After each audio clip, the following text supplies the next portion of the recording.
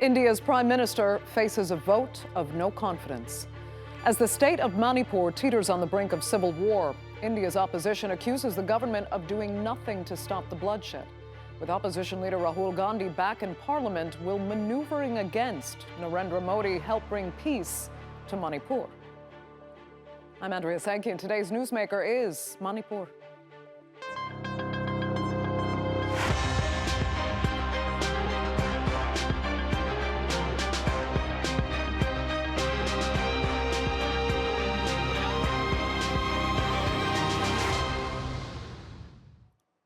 Indian Prime Minister Narendra Modi is facing strong condemnation from opposition parties. They're accusing his government of failing to control spiraling violence in the northeastern state of Manipur. More than 150 people have died and over 50,000 have fled in fear since clashes erupted there in early May. The conflict was triggered by an affirmative action controversy in which Christian Kukis protested a demand by mostly Hindu Métis for a special status that would allow them to buy land in Kuki areas. Now, on Monday, India's main opposition leader, Rahul Gandhi, retook his seat in parliament after the country's top court overturned his criminal defamation conviction for mocking the prime minister's last name. Gandhi wasted no time organizing the no-confidence vote against Modi over the Manipur violence. दिन पहले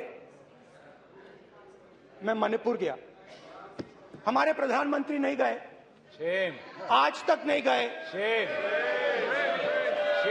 क्योंकि उनके लिए मणिपुर हिंदुस्तान नहीं है। हमारी जनता की आवाज है, दिल की आवाज है। उस आवाज की हत्या आपने मणिपुर में की।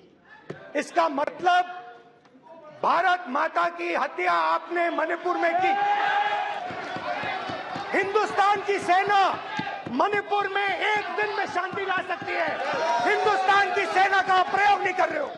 Now, Narendra Modi has, of course, rejected the opposition's scathing critique, and given his BJP and its allies hold a majority in the House, this no-confidence vote poses no real threat to his government. But the opposition has stressed that the point of the vote is not to remove Modi from office, it's to force him to speak on the Manipur issue.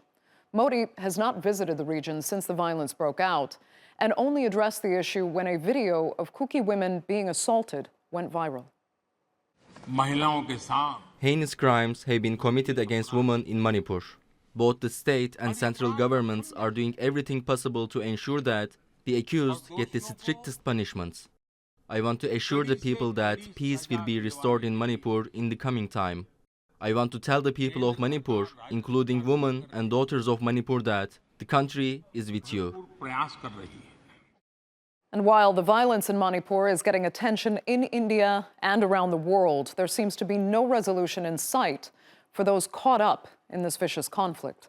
A curfew and internet shutdown remain in force in most parts of the state, and militia groups on both sides are preparing for a protracted struggle. Meanwhile, women are facing untold horror as rape and sexual assault are being used as a weapon of war. They beat me, and then my eyes, this part was also cracking, my lip too, my nose was also bleeding, and when I see my blood, I was very scared. I don't know what to say anymore. And we are parading in the main road again, and they are treating like an animal when we walk in the road. One woman shout like anything. She said, "Why do you keep them? Why do you still keep them alive? Rape them, chop them, and burn them already." And when I heard that, it was very painful to hear that word, because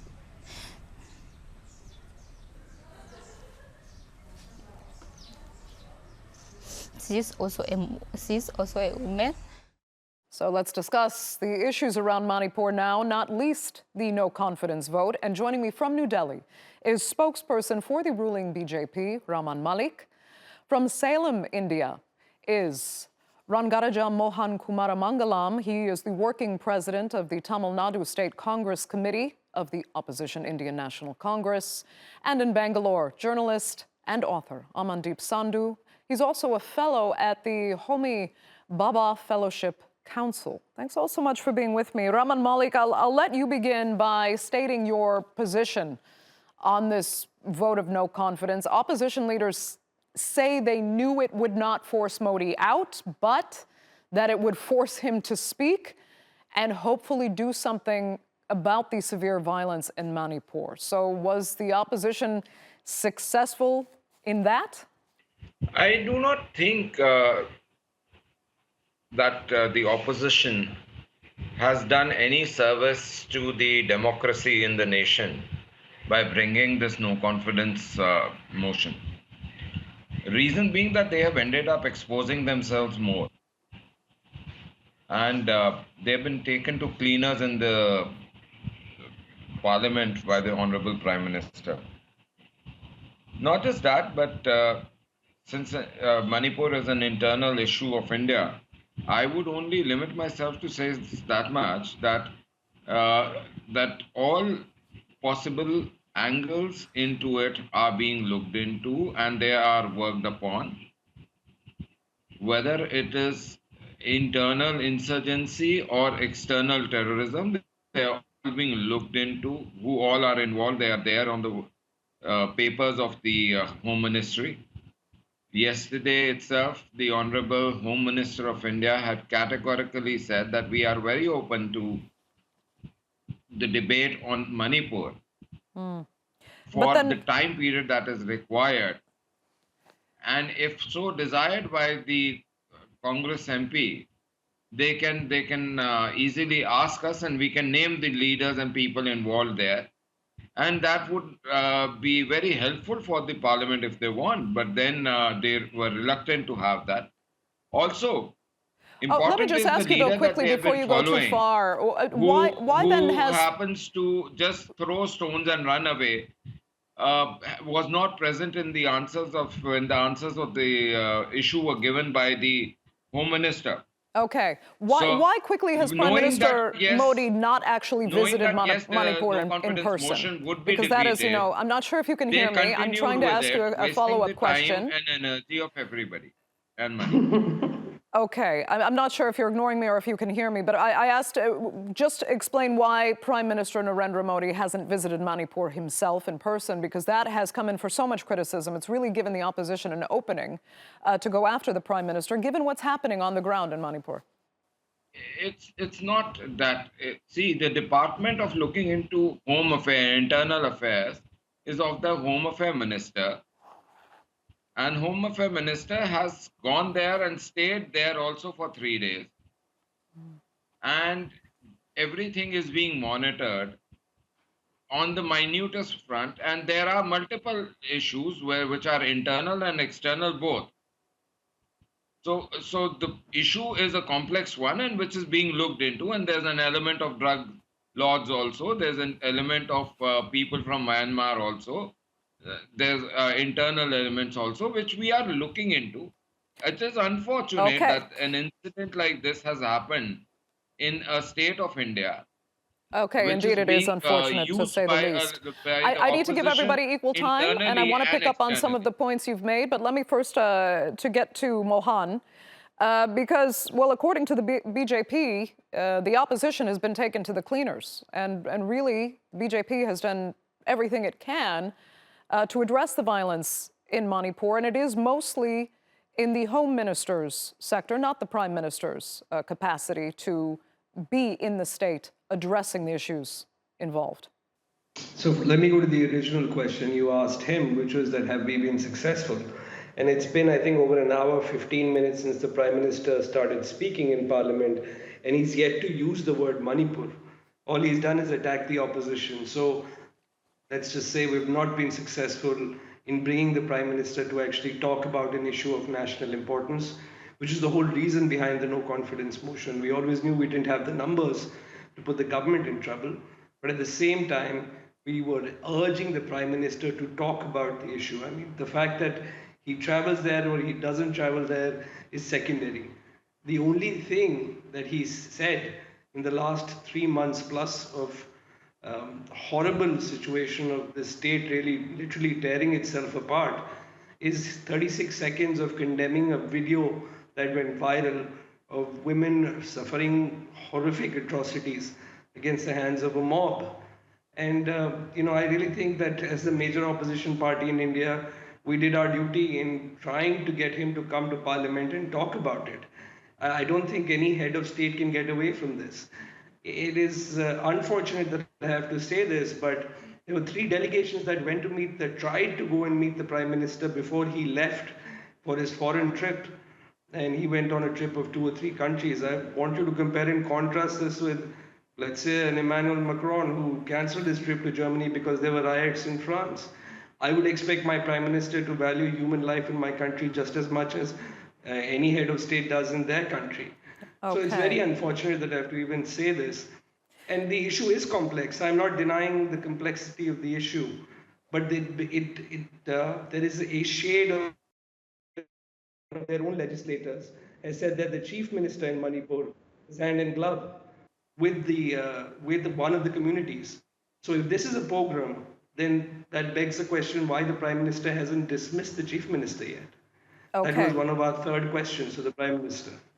Right. Unfortunately, we had a little bit of problem with your connection there.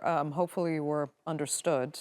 But I have to ask you about one of the criticisms being made of the opposition and Rahul Gandhi right now, and whether this is actually a strategy for Rahul Gandhi to kind of politicize Manipur in a way that he can now make his presence known in Parliament upon the overturning of his conviction.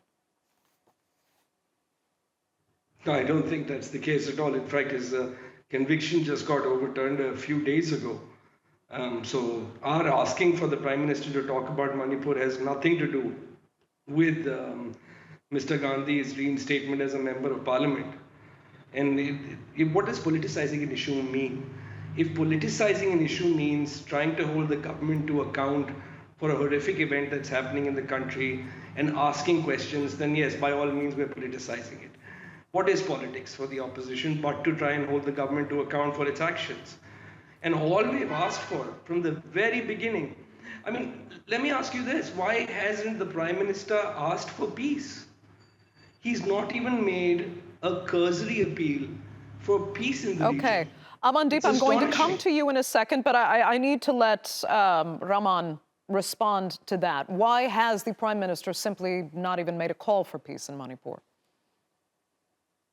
The Prime Minister has called for peace in Manipur right on the first day starting of the session. I was not at all interested in washing dirty laundries, but let me be very candid. Those who come forward today to talk about women being paraded in Manipur forget that their own ruled state in Rajasthan, they're burning women in the furnaces. And in Bengal, the same people are parading women nude and other things. The same thing. Crap is happening there. I do not like this all stuff that, one gender is being exposed to atrocity anywhere. Okay. Anywhere for that. Let me get to the same thing. I need to respond. But why should we ignore one part, that atrocity with a woman somewhere in some part very quickly, of the world, Mohan, why are, according to Raman, right, one is being ignored for the other. Go ahead. I heard what Raman said. It is their party line. It is whataboutery. It's what they excel at. I want to point out that no, it is not whataboutery. I would not like to wash dirty laundry here. Can I please finish? Very quickly. Say that we are against crimes against women everywhere. The question here is, this isn't the same as other issues. This is a state that's been burning. It's a case of possible ethnic cleansing. It is where the state might actually be a participant in ethnic cleansing. It is, a completely different situation than crimes against women that happen across the world, not in our country alone. Sure, there is a policing issue there. Sure, there is some cultural issues there. And we are all dealing with that in our individual states. Okay, I'm going to interrupt you both because I need to get Amandeep's... opinion on You've this. been doing Amandeep, ethnic cleansing. go ahead. You did support ethnic cleansing in Kashmir. You did support Yes, ethnic Raman. cleansing Okay, we're going to in stop India the with Sikh political tribes, debate here. genocide. There's and obviously a all partisan this issue stuff. at play. And now you're coming and giving sermons. If we can cut the Shame on sound. you. Amandeep, do go ahead. I'd like to get your observations of the exchange you're hearing now. And then let's not forget what issue we are actually talking about. And this is whether or not the federal government is correctly addressing, effectively addressing the spiraling violence in the state of Manipur. Andrea, the no confidence motion had a cover called Manipur. Of course, many wrong things are happening in Manipur, but there was a deeper reason for the no confidence motion, and that is that what you are seeing right now on the show. You know, this is how the BJP just shuts down the opposition in the country. It shuts down all other voices that are raising concerns in the country. The reason also was to get Mr. Modi to speak for heaven's sake on something. He has not spoken on the anti-CEA protest. He did not speak on the farmers' protest. He did not speak when COVID was really devastating the country. He did not speak on the Adani issue. He did not. Come on, don't give me that. Issue here really is, or the wrestlers' protest. You know, he doesn't speak. And okay, understood now, that you see him as an ineffective prime minister. But let me ask you this from this. No, not at all. 1 second. Not ineffective. Democracy is being shredded in this country every day. That is the issue. Okay. They don't feel accountable. Right. That's. I should have used a different adjective then. But let me move on then to something. Okay, it's very clear where the partisan opinions stand here. Let me ask this question. Do not want you. And Raman, please. I'd like to move on to something very important when we talk about Manipur. If we can mute for 1 second. Amandeep, Rahul Gandhi. Let me please ask Amandeep a question. So Amandeep, let me ask you this. Rahul Gandhi has said that the Indian army could bring peace to Manipur in even a day, and that they are not being used. First of all, is that true that the military could just single-handedly end the violence in Manipur? And if so, why have they not been called in if it's that simple? No, it is a very complex issue. And as you stated in the previous program here, you know, the BJP is trying to blame the refugees who are coming in. It was a very good point you made here. That's a humanitarian crisis in a neighboring country. Another state in the country is absorbing those refugees. So you're suddenly blaming them. But I don't think even Rahul's point that army can bring in peace in 1 day. You know, an incident happened that a whole mob stopped the army from carrying away a few young men that they had arrested. You know, so I think what we are looking at, the armories being looted, you know, and it has happened to police, food being stopped on the way. We are inching towards the failed state in Manipur. It's a grave, grave crisis, apart from the deaths, apart from the churches burnt, temples burnt, dislocations of people, 60,000 refugees. We are actually looking at a situation where nothing is working. Okay. It is as a citizen, I expect politicians to get together and find solutions to what is to be done. Then Mohan, why is Rahul Gandhi making a statement as simplistic as, oh, let the military sort this out in a day, just call in the army? I mean, we're hearing it wouldn't be that easy. In fact, many believe that the military being heavily involved could bring further complications. So why has that been put forth? Go ahead, Mohan. I think the military is, I think when the people, especially those who are being targeted by the majority, I think when they find that the state and through its arm, the state police isn't being fair and is actually participating in the violence against them, the only one they can look to for help is the army. And if you look at the army statement yesterday, the Assam Rifles contingent of the army, they actually had to come out and make a clarification that they're bipartisan because the police in Manipur actually went ahead and filed an FIR against the army there because the army wasn't letting them into a particular area. You know, this throws up a whole series of complicated questions on why is it that the army that's ostensibly there to help is not, or rather the army is stopping the local police from entering an area? Obviously, because the local police is not behaving in the manner that they should. So this is a very, very complicated subject. But like I said, when a member of the ruling party in Manipur comes out and says the state is complicit in violence and that a particular community that is on one side of this conflict needs a separate state because the wounds that have been caused by this, the division that has taken place can never be healed. When someone says something that serious, the Prime Minister, no less than the head of our state, needs to come out and comment on it. Okay. Even the Home Minister, whose job it is, as you know, the BJP spokesperson on your show said, didn't comment on that particular thing. Okay. We all understand the complications in the region, but we need to know that is this violence state-sponsored? Is it a pogrom? Raman, Why did that MLA say what he did? maybe you can please answer the question then as to why the military has not been mobilized in Manipur. I very well understand that, and as I was told that this debate is about the no confidence motion, but apparently it has been, It's about Manipur. We spoke about the under no confidence motion, which is about I Manipur. still would like to on this that first of all, these are the same people who, when we go in and hit out the terrorists in Pakistan, they want proof from the very same army whether we did or not. But having to answer this, I would say this much, that the needful is being looked into and being conducted by the Home Ministry, whether it is about putting in the paramilitary forces, whether it is putting in the military, or otherwise also the officers that need to go and see the movement and other issues. But yes, it is a good opportunity for anti-India forces and the leftists which are there in India to create it as a scene of euphoria where they can do their vulture politics. But we know that at this point in time, it is important to maintain restraint rather than to go with a heavy hand. It is important to give love and affection rather to go and do a massacre like the Congress has done multiple times. It is important not to kill your own like the leftists do. Okay. The people with leftist ideology have killed their comrades only to prove their points and ego.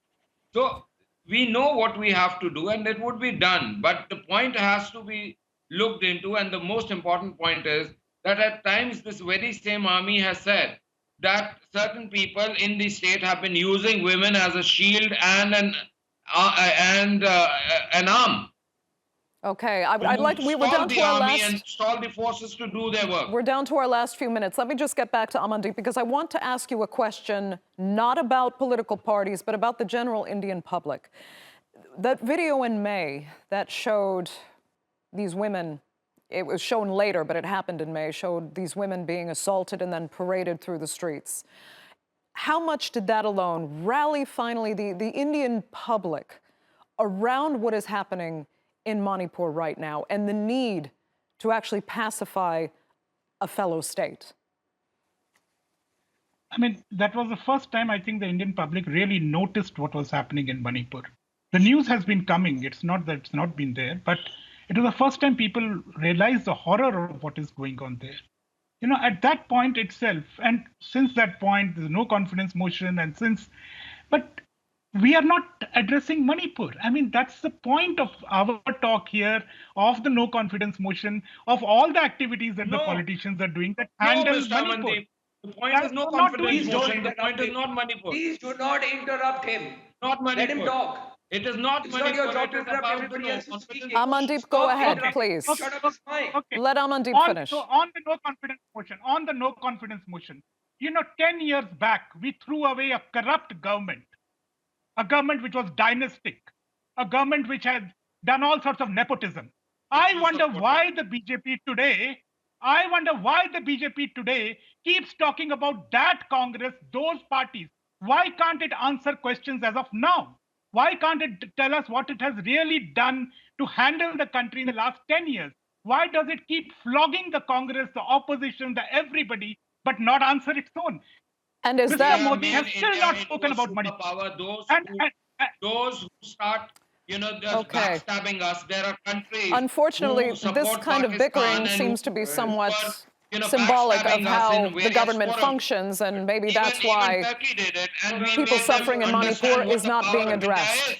and might not actually please. improve Raman. in the Mr. near Raman, future. Just give me a second. Unfortunately, I guys, think we're out of hold on. time for this edition of the Newsmakers. I need to thank all three of you for being with us, but we'll have to revisit this issue in the future, I guess, as this story develops. But I'd like to thank our viewers, of course, for joining us as well. And remember, you can follow us on X, and do be sure to subscribe to our YouTube channel.